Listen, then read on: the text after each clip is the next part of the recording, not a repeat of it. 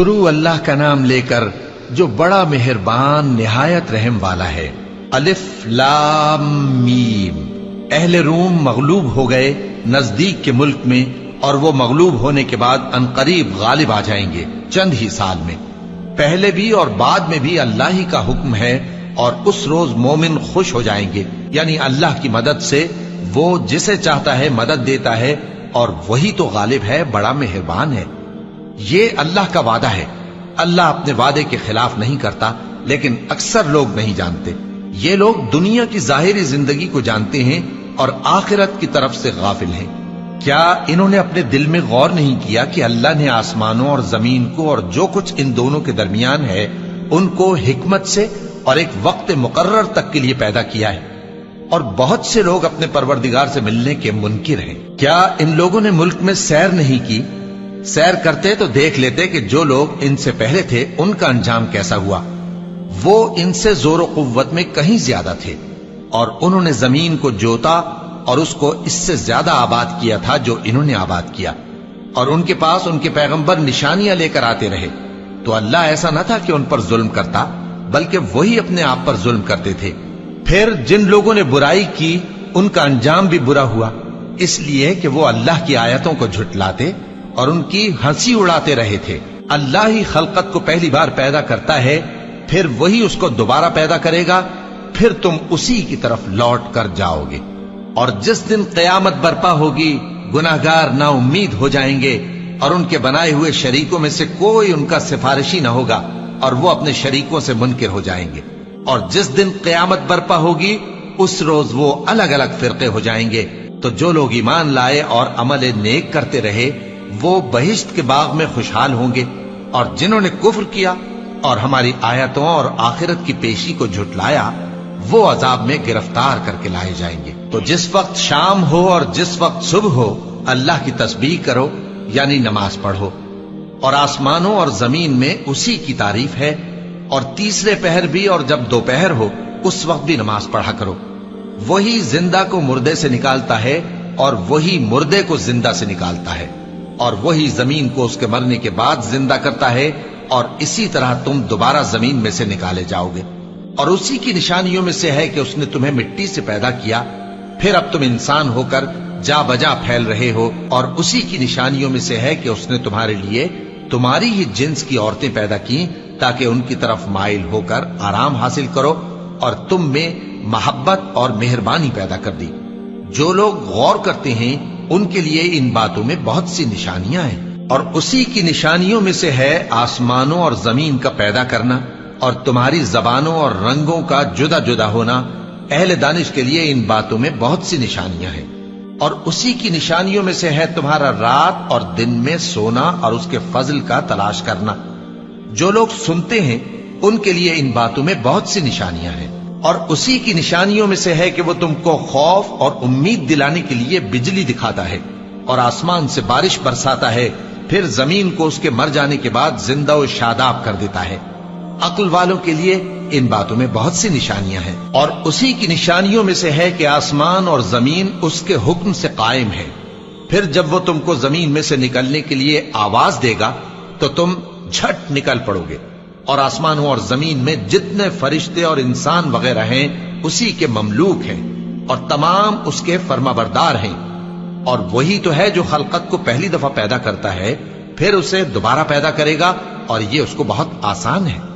اور آسمانوں اور زمین میں اس کی شان نہایت بلند ہے، اور وہ غالب ہے، حکمت والا ہے۔ وہ تمہارے لیے تمہارے ہی حال کی ایک مثال بیان فرماتا ہے کہ بھلا جن غلاموں کے تم مالک ہو وہ اس مال میں جو ہم نے تم کو عطا فرمایا ہے تمہارے شریک ہیں، اور کیا تم اس میں ان کو اپنے برابر مالک سمجھتے ہو؟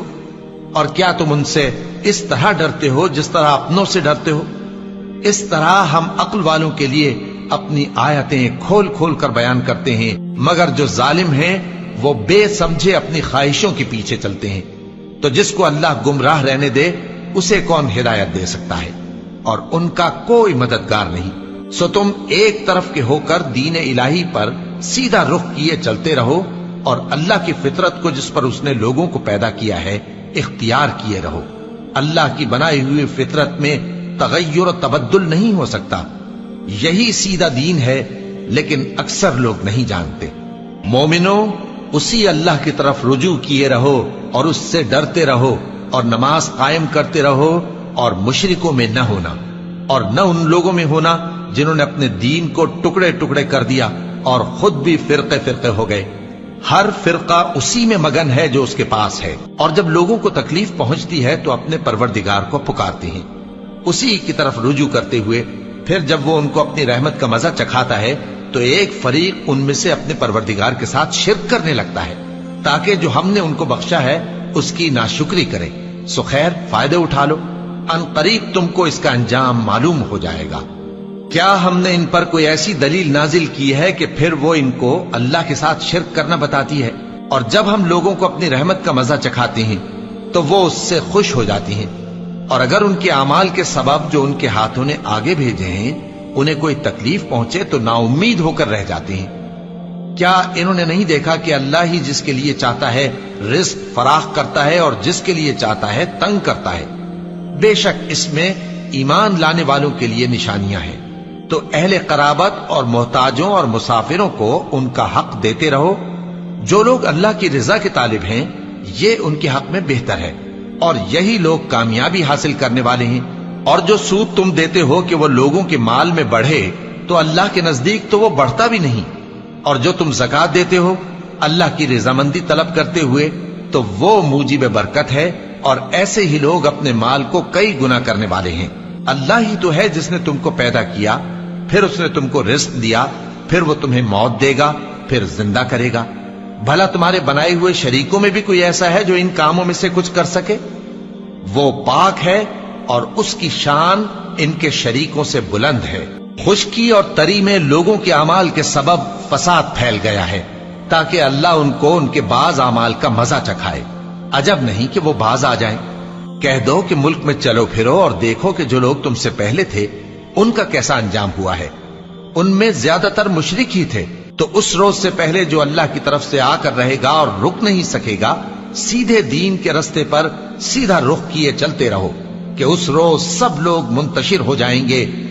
جس شخص نے کفر کیا تو اس کے کفر کا ضرر اسی کو ہے، اور جس نے نیک عمل کیے تو ایسے لوگ اپنے ہی لیے آرامگاہ درست کرتے ہیں، تاکہ جو لوگ ایمان لائے اور نیک عمل کرتے رہے ان کو اللہ اپنے فضل سے بدلہ دے۔ بے شک وہ کافروں کو دوست نہیں رکھتا۔ اور اسی کی نشانیوں میں سے ہے کہ وہ ہواؤں کو بھیجتا ہے کہ خوشخبری دیتی ہیں تاکہ تم کو اپنی رحمت کے مزے چکھائے، اور تاکہ اس کے حکم سے کشتیاں چلیں، اور تاکہ تم اس کے فضل سے روزی طلب کرو، اور تاکہ تم شکر کرو۔ اور ہم نے تم سے پہلے بھی پیغمبر بھیجے تو وہ ان کے پاس نشانیاں لے کر آئے، سو جو لوگ نافرمانی کرتے تھے ہم نے ان سے بدلہ لے کر چھوڑا، اور مومنوں کی مدد ہم پر لازم تھی۔ اللہ ہی تو ہے جو ہواؤں کو بھیجتا ہے تو وہ بادل کو ابھارتی ہیں، پھر اللہ اس کو جس طرح چاہتا ہے آسمان میں پھیلا دیتا اور تہ بتہ کر دیتا ہے۔